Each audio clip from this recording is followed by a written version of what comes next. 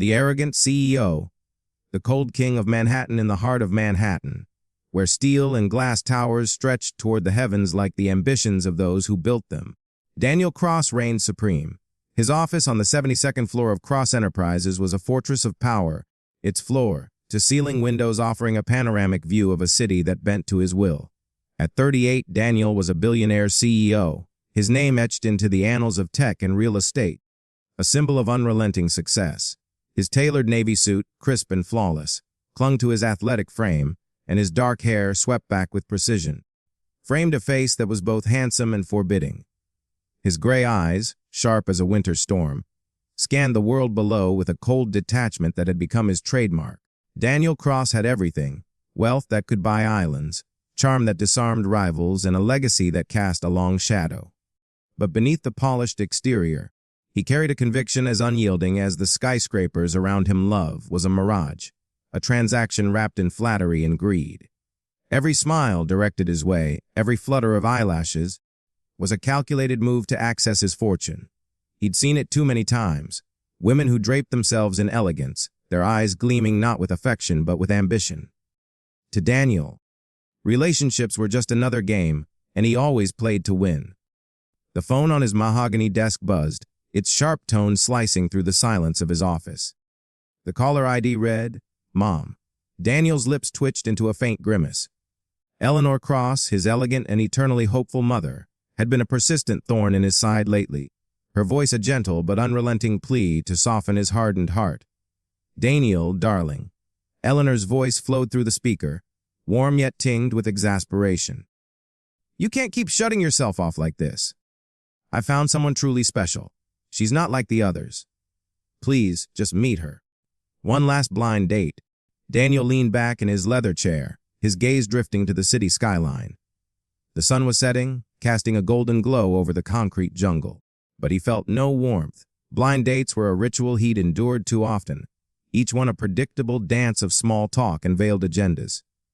He'd sit through dinners, nod at the right moments, and watch as his date's eyes betrayed their true intentions. Money, status, power, never him.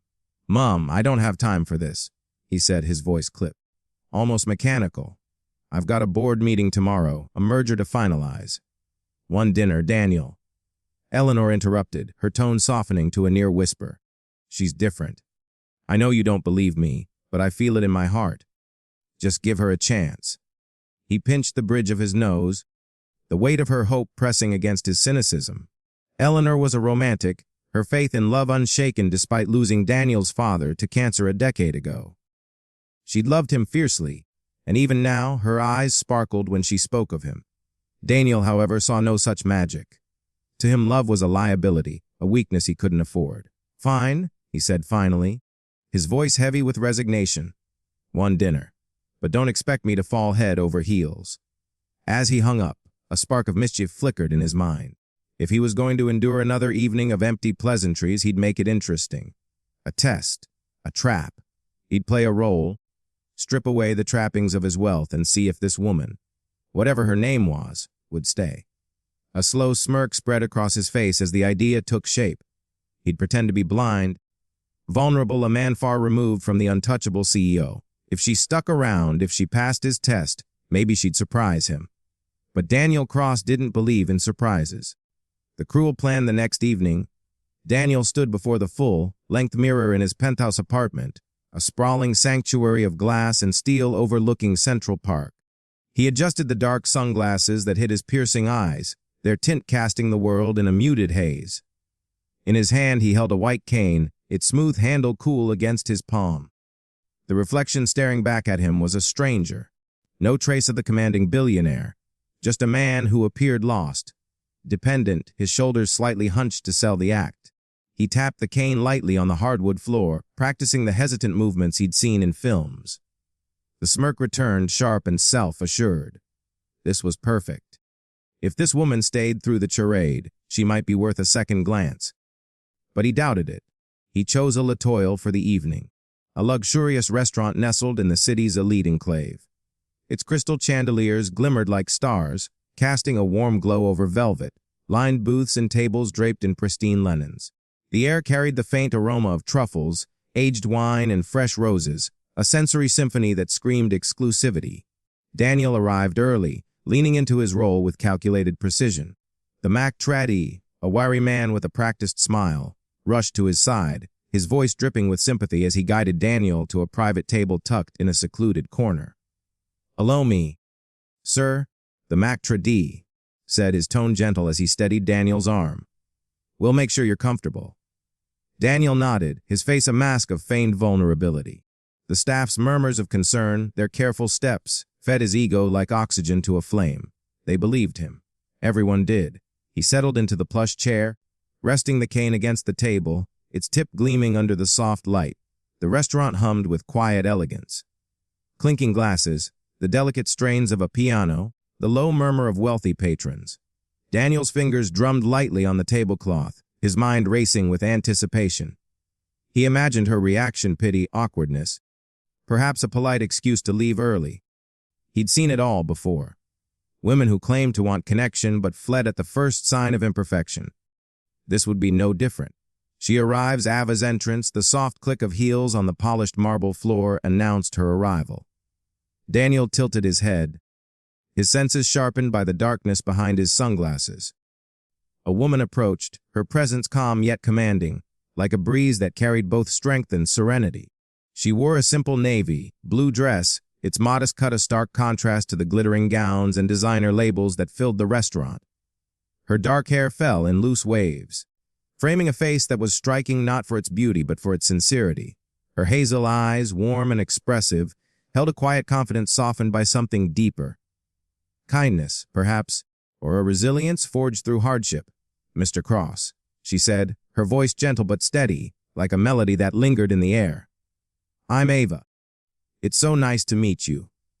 Daniel extended his hand, letting it hover uncertainly as if unsure of her position. She took it without hesitation, her touch light but firm, guiding him to sit with a grace that caught him off guard. There was no trace of discomfort, no awkward pause. Just warmth, as if she'd done this 1,000 times. She settled across from him, her movements deliberate yet effortless, and Daniel felt a flicker of unease. This wasn't the reaction he'd expected. "I'm glad you came," she said, her voice carrying a hint of vulnerability. "I was nervous, to be honest." Daniel's lips twitched, suppressing a smile. Nervous, that was new. Most women he met radiated confidence, their words polished to impress, their smiles a carefully crafted performance. But Ava's voice held an honesty that disarmed him, a sincerity that felt like a crack in his carefully constructed armor. He leaned forward slightly, testing her. "Nervous? Why's that?" She laughed softly, the sound like a chime in the quiet room. "Oh, you know, blind dates. They're like stepping into a story without knowing the ending. You hope it's a good one, but there's always that little voice wondering if you're about to make a fool of yourself. But I figured, why not take the chance?" He nodded, his mind racing. No pity, no condescension, just an easy, unguarded honesty that made him pause. He'd expected her to fumble, to treat him like a fragile object, to fill the air with awkward small talk. Instead, she spoke to him as an equal, her words carrying a quiet strength that unsettled him in a way he couldn't quite name. Unexpected chemistry as the evening unfolded. The candlelight cast flickering shadows across the table, illuminating Ava's face in a soft, golden glow. The waiter brought their first course, a delicate scallop ceviche, its presentation as artful as a painting. Ava described it to him, her voice painting vivid pictures that brought the dish to life. "It's like a burst of summer," she said, her tone bright with enthusiasm. "The citrus is sharp, like a sunrise over the ocean, but the scallops are so tender they melt in your mouth. There's a hint of cilantro, too, like a whisper of green." Daniel took a bite, the flavors exploding on his tongue, bright, fresh, alive. For the first time in years, he found himself savoring not just the food, but the moment. Ava didn't ask about his company, his investments, or the penthouse he called home. She didn't probe for details about his wealth or drop subtle hints about her own ambitions. Instead, she shared stories of her life, small, seemingly insignificant moments that carried surprising weight. She spoke of volunteering at a community center, where children gathered around her like moths to a flame, their laughter filling the air as she read them stories. She described the scent of old books in her favorite bookstore, the way the worn pages felt like a connection to another world. "I've always thought books are like windows," she said, her fork pausing mid-air as she leaned forward, her voice alive with passion. "Even if you can't see the world, they let you feel it. They take you places you've never been, introduce you to people you'll never meet. Don't you think?" Daniel nodded, his throat tightening. Her words struck a chord he hadn't expected, a resonance that vibrated deep within him. For years, he'd viewed the world through a lens of control. Every deal, every relationship, a chess move to maintain his dominance. His life was a series of calculated risks, each one designed to keep him untouchable. But Ava's perspective was different. She saw beauty in the ordinary, in the small joys he'd dismissed as trivial.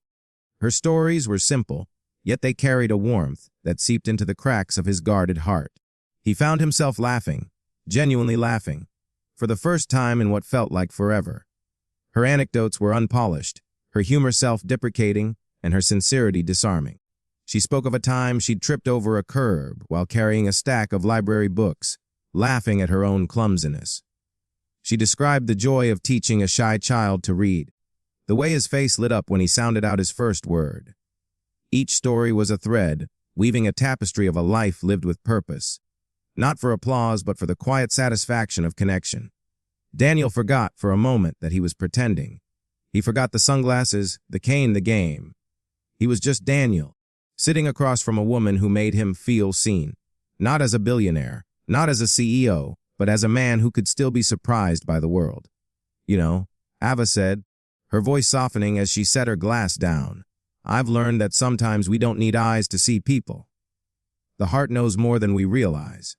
It sees what matters. Kindness, courage, the little things that make us human." The words hit him like a thunderbolt. He froze, his fork hovering above his plate, his breath catching in his throat. Her sincerity, her quiet wisdom, unraveled something inside him, a knot of cynicism he'd tied so tightly he'd forgotten it was there. He wanted to respond, to say something clever or charming, but his mind was blank. All he could do was listen, her words echoing in the hollow spaces of his heart.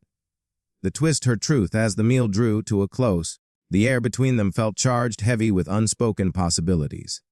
The dessert, a chocolate tart with a raspberry coulis, sat untouched, its richness no match for the intensity of the moment. Ava set her napkin on the table, her hands trembling slightly. She took a deep breath, her eyes fixed on a point just past him, as if searching for courage in the distance. "There's something I should tell you," she said, her voice quieter now, almost fragile. I lost my sight 3 years ago, in a car accident." The world tilted. Daniel's breath caught in his chest, his heart pounding so loudly he was sure she could hear it. The sunglasses felt like a weight, a lie pressing against his skin. She was blind. All this time, she'd thought he understood her world, her struggles. She'd spoken to him with an openness that assumed a shared experience, a camaraderie born of navigating a world without sight, and he'd been mocking it. His mind raced, replaying every moment of the evening, her gentle touch as she guided his hand, her vivid descriptions of the food, the way she navigated the table with practiced ease. He'd assumed it was confidence, grace, a natural elegance. But it was necessity. She'd been living in the darkness he was only pretending to inhabit, and she'd done so with a strength that humbled him. His voice cracked, the words failing him.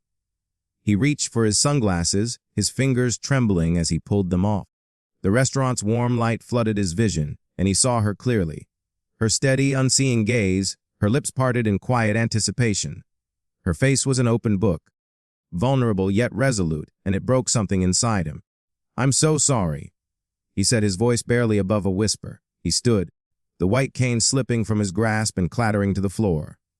The sound echoed like a gunshot in the quiet room, drawing the eyes of nearby diners. I pretended to be blind. I thought it was a game.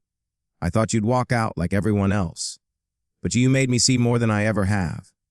Ava sat still, her expression unreadable. The silence stretched. Heavy and suffocating, each second a weight on Daniel's chest. He braced himself for anger, for betrayal, for the rejection he deserved. But then, slowly, a smile curved her lips, Not bitter, not angry, but soft, almost forgiving. "Maybe you needed to lose sight," she said, her voice steady, "to finally see." The words pierced him, sharp and true. He sank back into his chair, his hands covering his face, the shame washing over him like a tidal wave. He'd set out to test her, to expose her motives, but instead, she'd exposed him. His cynicism, his pride, his fear of vulnerability. He'd built his life on control, on never showing weakness. But Ava had dismantled that with a single evening of honesty. The breakdown Daniel left Latoile that night in a daze, the city's lights blurring into streaks of color as he walked the streets aimlessly. His polished shoes scuffed against the pavement, each step a reminder of his deception. The weight of his lie pressed against his chest, a suffocating reminder of his arrogance. He'd thought he was untouchable, a king playing a cruel game, but Ava had turned the tables. Her kindness, her strength, her authenticity. They'd stripped him bare, leaving him to confront the man he'd become. He wandered past glittering storefronts and bustling crowds, the city's pulse a stark contrast to the turmoil within him.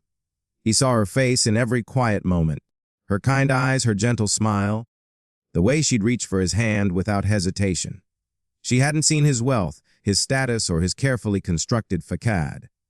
She'd seen him, or at least the man he could have been if he'd let himself. And he'd betrayed that trust, mocked her reality for his own amusement.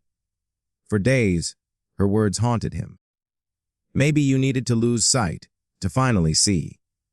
They echoed in the silence of his penthouse, in the sterile hum of his office, in the moments when he tried to drown himself in work. He thought of calling her, of sending flowers or a letter, but every gesture felt hollow, inadequate. What could he say? How could he undo the lie? He'd built his life on control, on never showing weakness, but Ava had shown him what true strength looked like, a quiet, unwavering courage that didn't need applause or validation. He sat in his office one evening, the city dark beyond the windows, and stared at the phone. His fingers hovered over the screen, hesitating. He wanted to hear her voice, to apologize again, to explain. But what right did he have? He'd lied to her, used her vulnerability as a prop in his game. Yet the memory of her smile, her warmth pulled at him, a lifeline in the storm of his guilt. Finally, he dialed her number, his heart pounding as the phone rang. When she answered, her voice was soft but guarded, a reminder of the distance his lie had created. "Ava," he said, his voice rough with emotion. "I don't know if you'll ever forgive me, but I need to see you again. Not as a game, not as a test. Just me. The real me. If you'll let me." There was a long pause, and Daniel held his breath, bracing for rejection. But then she spoke, her voice steady yet warm. "One more chance, Daniel. But this time, no masks." Redemption, a new beginning. A week later, Daniel returned to El Toil. No sunglasses. No games. He wore a simple gray sweater and slacks, his usual armor of tailored suits left behind in his closet. The restaurant felt different now, less like a stage for his performance and more like a sanctuary, a place where he could begin again. He sat at the same table, his hands fidgeting with the edge of the tablecloth, his nerves raw and exposed. He'd never felt this vulnerable, not in boardrooms or negotiations, not even in the moments when his empire hung in the balance. But this was different. This was personal. When Ava arrived, his breath caught. She wore the same navy dress, its simplicity a quiet rebellion against the opulence around her. A server guided her to the table, and Daniel stood, his heart racing like a schoolboy's. He reached for her hand, guiding her to her seat with a tenderness he hadn't known he possessed. Her fingers were warm in his, and for a moment, he felt anchored, grounded in a way he hadn't been in years. "Ava," he said, his voice low but earnest. "This time I came to see you, the real you, if you'll let me." She tilted her head, her unseeing eyes seeming to search his face, as if she could sense the sincerity in his voice. Then, slowly, she smiled, a smile that held forgiveness, hope, and something deeper, something that made his chest ache. She reached for his hand, her fingers finding his with unerring accuracy. He held it tightly, as if letting go would mean losing something he'd only just found. They talked for hours, the conversation flowing as easily as it had the first night, but this time there were no lies, no masks. Daniel spoke of his fears, his loneliness, the walls he'd built to protect himself from a world he couldn't trust. He told her about his father, a man who'd taught him ambition but never vulnerability. He spoke of the emptiness that lingered beneath his success, the way he'd filled his life with achievements to drown out the silence of his heart. Ava listened, her presence a quiet anchor in the storm of his confession. She shared her own story, not just the accident that took her sight, but the years of rebuilding, of learning to navigate a world that felt both foreign and familiar. She spoke of the fear, the grief, but also the moments of joy, the children she taught, the music she loved, the way the world came alive through sound and touch. As they left the restaurant, they walked side by side, her hand resting lightly on his arm. The city buzzed around them, its lights and sounds a vibrant backdrop to their quiet connection. For the first time, Daniel didn't feel like he was part of its chaos. He felt whole. Epilogue. In the weeks that followed, Daniel and Ava saw each other often. They took walks in Central Park, her laughter filling the air as he described the colors of the autumn leaves, the fiery reds, the golden yellows, the deep oranges that painted the trees. They shared quiet dinners, her stories weaving a tapestry of hope in his once cold world. He learned to listen, to see the world through her heart rather than his eyes. He learned to be vulnerable, to let go of the control that had defined him for so long. One evening, as they sat on a park bench, the crisp air carrying the scent of fallen leaves, Ava turned to him, her voice soft but certain. "You know, Daniel, I used to think the accident took everything from me. But maybe it gave me something, too.